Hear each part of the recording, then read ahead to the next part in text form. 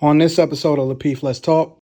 And a father, but especially mothers who, if you got a real man that's out there allowing you to be a mom and being able to keep your nurturing side active, and now you seen your children develop, that's a happiness that you can't, now no amount of money could buy that. So at the end of the day, you're talking, it's a lot of women that are lonely, and they just plant this new modern day mentality of, I don't need a nigga for shit. Stop the cat. It's a lie. Really, in reality, it's really a true lie. And oh, I'm just gonna get the bag though. It's the bag, the bag, the bag. But all right, we gonna see what time gonna does. And time, slowly but surely, when you start seeing your friends, you know, they got grown children, you just the favorite aunt, you still the best friend that don't got no goddamn children, and you just traveling. Yeah, you might be at Paris, yeah, you might, but you got lonely moments and memories in your life. Don't give them nothing.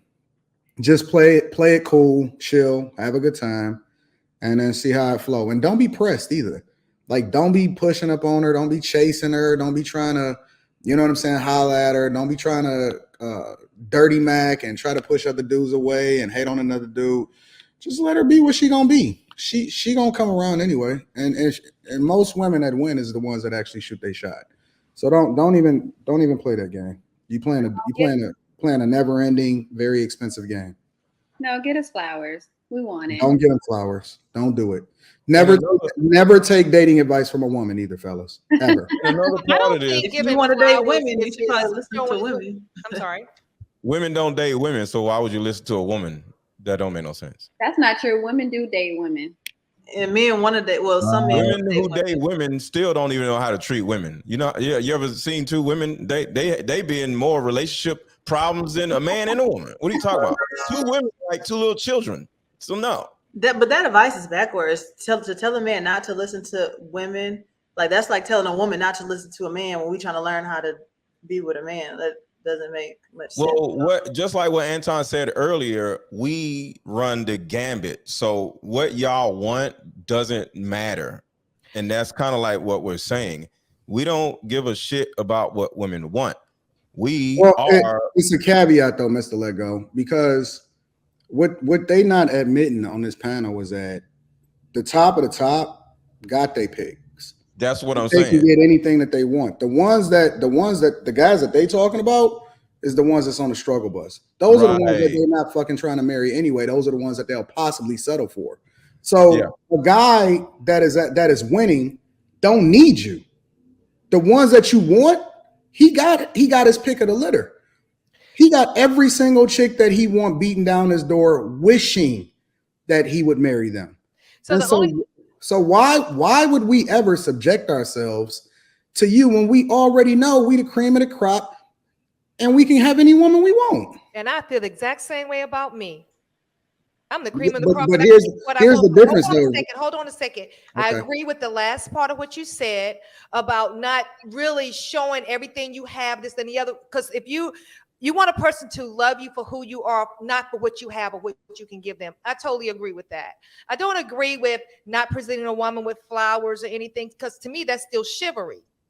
Now, as far as Mr. Letgo saying men don't give a shit about what we want, that's where you're wrong. You all don't give a shit about what we want. That's where you're wrong. That's where you mess up that. When you're saying, oh, men don't give a shit about what you want. It's what we do that counts. No, it doesn't. Because you can say all day, like, listen, we had a cream of the crop. We could do this and we could do that. But guess what? I feel like I'm the cream of the crop and I can get what I want, when I want, and how I want it. But none of that matters. That matters. It don't matter how you feel, because we the ones that control access to marriage, right? If we chasing pussy, then we care how you feel. If we actually looking to marry, then you need to make yourself presentable to us, and that's the difference. Right. I agree with that. I want you to understand that it's a difference between a guy that'll fuck you and a guy that actually wants to marry you. What you think about yourself has no bearing on us, because the value of something is what somebody is willing to pay for it. And that's marriage. And so just because a guy will bust you down, and even if they pay for it, right? Let's put it in perspective. The value of a person's time is what they make per year divided by 8,760. That's the amount of hours in a year, right? So if I make $1 million a year, $1.2 million a year, that's roughly $136 to $150 an hour. That means that it would cost me $150 an hour to even entertain you, right? If I spend $100 to take you out and bust you out, right? That means that that was worth about 45 minutes of my time. So you really got to put in perspective who you talking to, when you talking to them, and what the value of somebody's time is, because you just might not be worth it, and you might be overvaluing yourself based off of what you think and not what somebody is willing to pay for it.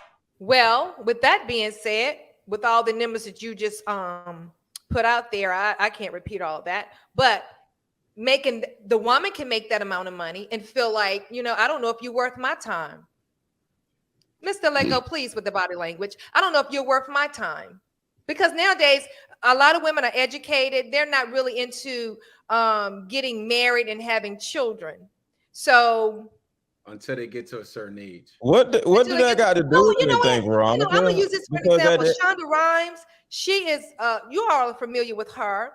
She don't want to be married. She wanted children. She got children. She has 2 children. Nobody cares about no damn Shonda Rhimes. But I'm saying you're using the analogy, but you're talking from what perspective? People with no money, low, you know what I'm saying? But see, the thing that you missing, Veronica, it's a lot of women. It's so we had this topic on 8 at the Table before, and we had to do like our research, and I was looking at a lot of psychologists, and I watch a lot of Dr. Jordan Peterson as well.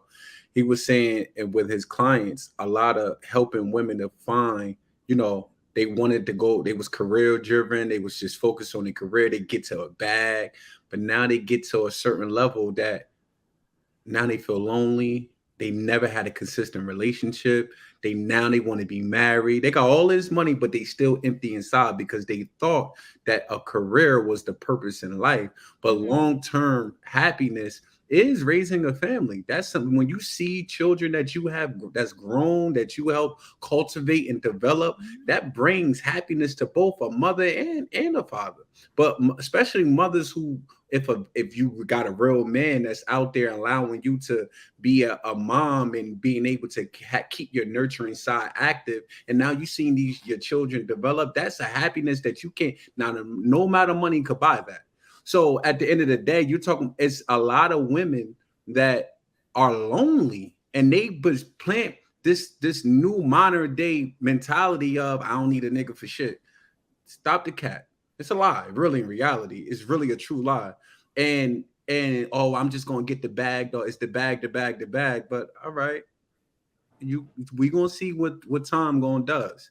And time, slowly but surely, when you start seeing your friends, you know, they got grown children, you just the favorite aunt, you still the best friend that don't got no goddamn children, and you just traveling. Yeah, you might be at Paris, yeah, you might, but you got lonely moments and memories in your life.